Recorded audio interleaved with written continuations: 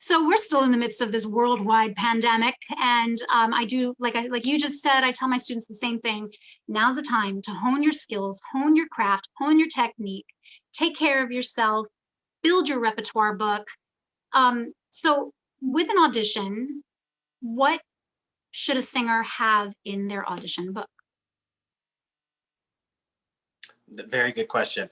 Obviously, every person is unique, but what I will tell you is, as someone when people come into the room, it's really important to have, well, first of all, have things that you actually can sing and that you really are good at doing, and are well practiced at. Because a lot of times someone that we like, and we might start looking and go, oh, maybe they could be this or they could be that. And we might ask you for several different things that you maybe didn't think you were going to need to do for the thing you were coming in for.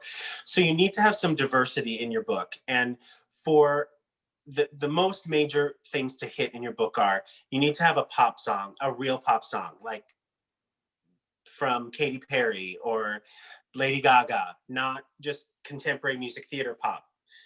Not something from Rent, not something from even the new shows that are out there. Real pop song, and preferably two. You should have two options. One that's maybe more of a ballad that can, if you are someone who can sing a Celine Dion or a Whitney Houston, that kind of power thing that shows range and belt. But the other is something that gives vibe. Katy Perry's great for that, or Sarah Bareilles is fantastic. Her material, and to me, singers with good technique, just Sarah Bareilles' material just flows out of their mouth great. So those kinds of pop singers, have two songs of those in your book at least. You can have more, especially if that's really what you do, then have more of those. You need to have at least two musical theater songs, and preferably it's better if you have at least four, because you want to have one that is character,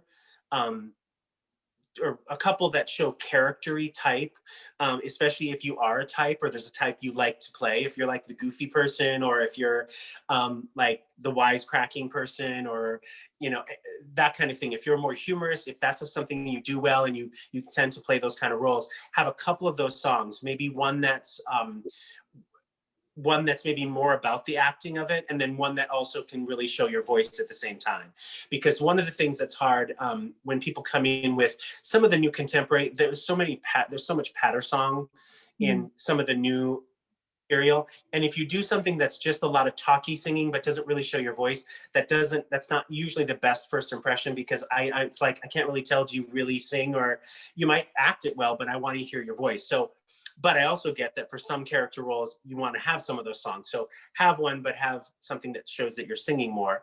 If you're someone that is, you're a soprano, or if you're a tenor, definitely have something from old school golden era of musical theater, Rodgers and Hammerstein, or a Phantom of the Opera thing, or something that shows that you have the classical chops, that you can sing that. There are, even in Cats the musical, the new version now does not use it, but Royal Caribbean, we had up until we've now revised it as well. But that's an example of a show that had, in the American versions, the UK versions did not do this, but Andrew Lloyd Webber wrote kind of a Puccini-esque song in the middle of it called Aria. And so there was always one cat that had to have classical chops. So we would always make sure, and so if there are other shows that are like that, one role plays a little bit more legit than maybe the others. If that's your strong suit, have something that shows you're legit. Then the other side is contemporary theater. It's very important to show that you have that style in your voice. You're able to not sound legit while still acting a song just as well. Any of the new shows, things like from Hamilton, from In the Heights, any of the new musicals, Prom, stuff like that are, they tend to be more patter songy because they're talking, but they still have a musical hook, but something in that contemporary. So just to kind of review that, real pop song, legit. If you have it, have that in your book, and then also this contemporary theater. And each of those areas should be tailored to what your version is. And if you're someone who, I'm not a legit singer, then you just leave that out of your book. That's not who you are. But if you have it, definitely have those things in your book.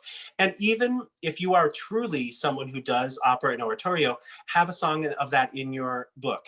There are times when more times than I've would have ever thought, where if we see that on someone's resume, sometimes we want to see that because it shows a quality of voice that might inspire the director or arranger to go, oh, with that kind of voice, maybe we'll take this role a little more legit, or, you know, so it's just always good to have things that show the diversity that you can bring to any project.